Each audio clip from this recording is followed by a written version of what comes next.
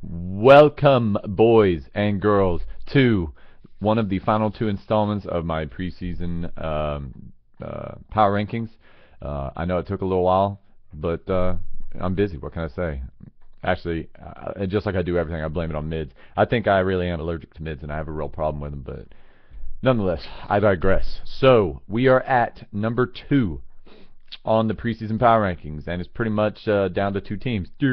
Let me give you a little background on this team. This team is beastly, has always been beastly. It's been one of the most consistent teams in the entire BMD for ever since its inception in, when did we start this league? 2004 or 2003? I can't remember. I think 2003. But yeah, been consistent, always in the playoffs, always beast moding. And for a while there was just balanced from top to bottom. Didn't have anything that really jumped out at you as wow, that's why this team is always good. But when you look deeper into his roster, you could see that just real solid players. Also, he used to not score like way high or way low. It was always, really good. But now, last year kind of proved that he can score, 220 and whatnot. So he's actually averaging almost 200 points a game for the entire existence of the league. So without further ado, beast of a team coming in at number 2 on Zen Masters preseason power rankings is Hawaiian Hogs. That's right. I know a lot of y'all thought he might have been first, but he's not. And there's a couple reasons why. There's really no fault on this team. I will say before we get into the team, or before we get into the roster, that one of his greatest moves so far was getting Rob Gronkowski. Great trade for him. Rob Gronkowski just gives you such an advantage at the tight end position over anybody else. I think I don't know that he'll repeat what he did last year, but it's very evident that he is a beast and will pretty much give Hogs an advantage over any team he faces throughout the year at the tight end position. So let's break down this roster a little bit. At quarterback we have Ryan Fitzpatrick, Joe Flacco, Matt Schwab, and Ryan Tannehill. Not real high on Tannehill. I think he's going to take a while to develop if he ever does. Simply because he only started 16 games or something like that, and he's a converted wide receiver. We have Ryan Fitzpatrick, who will be most of the year every week starter. I think he showed a lot last year, kind of trailed off towards the end. However, I think he's going to have a really good year this year with the improved defense. Reason being that the defense is going to be able to help keep teams' score down so that the offense doesn't have to score as much. And then he throws those errant interceptions and whatnot. So Ryan Fitzpatrick going to have a really good year. Joe Flacco, not a fan at all. I know he's Stover's favorite quarterback, but I'm not a fan of Joe Flacco. Matt Schwab, again, should have a great year if he can stay healthy. Injury bugs have been hitting him like crazy over the course of his career. So going to need to see something from Schwab this year so he can stay healthy. But wide receiver course pretty good there. They're trying to find a solid number 2. Tight end position solid. And then, of course, you've got Andre Johnson. So moving on. So quarterbacks, really solid quarterbacks. As I said, that's everything with this team is it's solid. Running backs, however, pretty beastly. Frank Gore, not the running back that he used to be. However, he is still going to get the majority of the carries. Might lose some receptions now that they've got what's his nuts? My mind just went blank. Sorry. Shit, I can't remember the douche that Buck just raped Horseman with. Shit, I can't remember his name. Oh well. Anyway, so Frank Gore, he'll be solid. Peyton Hillis, I think, has a chance to surprise in this offense. He's going to be in there in Kansas City. I think he'll probably could be an every week starter. I think there's going to be a pretty good split there between him and Jamal Charles.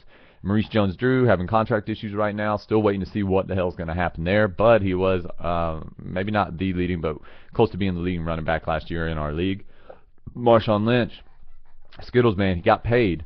So that's the big question after we get paid. A lot of players, they just fall off and don't do shit, and because they got their money, man. So that'll be the question with him. I still think he'll be a beast. And then Ray Rice, also having contract issues, but I think all these contract issues will work themselves out.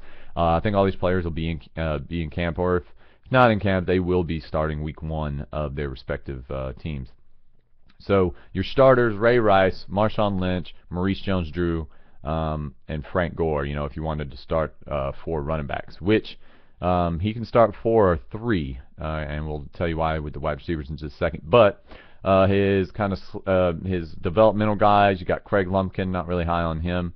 Oh shit, I totally went over Doug Martin, another running back. So yeah, he'll be starting 4 running backs because he'll be starting Doug Martin, who could have been argued to be the number 2 pick, and now with Blackman being a douche, I think was the absolute right pick for the number 2 pick in the rookie draft. So Doug Martin there in Tampa Bay. I don't really see LeGarrette Blount doing much of anything except for maybe some goal line work. Even that, he had some fumble issues last year. So the job is there for the taking for Doug Martin. Then we've got Chris Polk as a developmental, and Robert Turbin there in Seattle, who I kind of like Robert Turbin. And then wide receivers. Now he's real thin at wide receiver in that he doesn't have a whole lot of depth, but his starters, he's got 2 main starters that I think are could be close to 100 reception guys. Got Roddy White and Miles Austin. I think Roddy White has the better chance, but now that Julio Jones is starting to really come on strong, I think Roddy White's going to slowly begin to see a downtick in his production. Nothing crazy. I still think he'll be wide receiver 1, but he's going to see a downtick in production, and he's even on record as stating as such. Then you have Miles Austin, who is somewhat in the same situation. I think Romo trusts Miles Austin more than he does Dez, but this is year 3 for Dez, and I think Dez is going to, let's assume they both stay healthy, knock on wood. I say that it's okay, Bo. I say that Dez Bryant outproduces Miles Austin. So you've got Roddy White and Roddy White and Miles Austin. Then you got your 2 developmental guys. Danny Amendola did pretty good.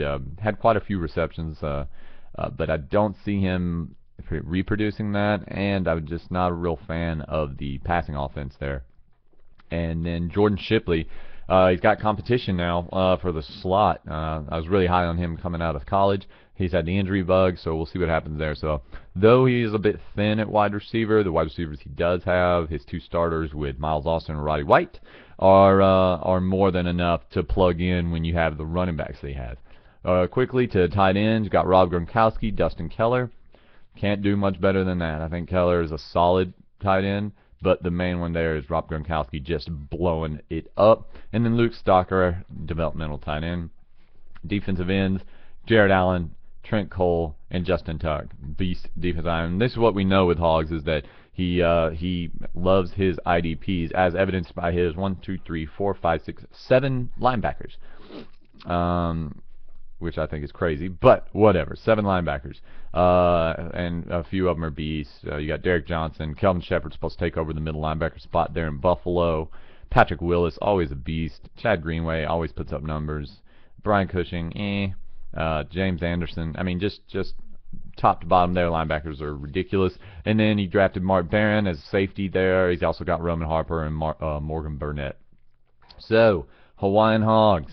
Spend a little more time on your team because you're the number 2 team in the league, in the Zen Masters' humble opinion. Now, the reason why you're not the number 1 team is because, well, actually I don't want to ruin it because, well, y'all all know who the number 1 team is. But there's a reason why you're not number 1. The reason why you're not number 1 is because you play in a division with that champion, with that shining light of the BMD. And it's hard. It's hard to constantly be on top. And if you look at our history in the South, you flip-flop almost every year with said team on winning that division. And I think winning the division in any division is vital, simply for the fact that once you hit the playoffs, it's anyone's game, as evidenced by last year with Horsemen just kicking ass. So having that first round bye is pretty vital. So it's going to be a knockdown, slug-out fight in the South, and Hawaiian Hogs. Though he will probably end up being the 4th seed, he will still be the 2nd beastliest team. So congratulations, Hogs, and get yourself some more wide receiver depth, and maybe you'll bump up to number 1. Who knows? But good job on making the top 2. And I'm going to record right now the #1 team in the BMD preseason rankings. So until then, fuck you, motherfuckers! Yeah!